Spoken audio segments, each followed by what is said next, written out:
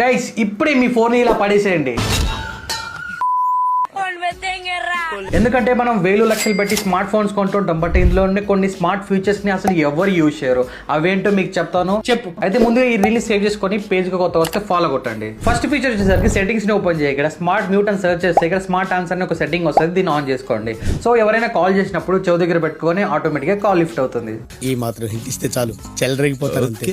Second feature వచ్చేసరికి dial pad open చేసి పైన 3 డాట్స్ మీద క్లిక్ చేసి సెట్టింగ్స్ లోకి వెళ్ళి కిందికి వెళ్తే మనకి ఇక్కడ ఫ్లిప్ టు సైలెన్స్ అని ఉంటుంది. ఈ సెట్టింగ్ ని ఆన్ చేసుకుంటే ఎవరైనా కాల్ చేశారనుకోండి, సైలెంట్ లో పెట్టాలంటే ఫోన్ ని ఇలా ఫ్లిప్ చేయగానే సైలెంట్ అయిపోతుంది అనమాట.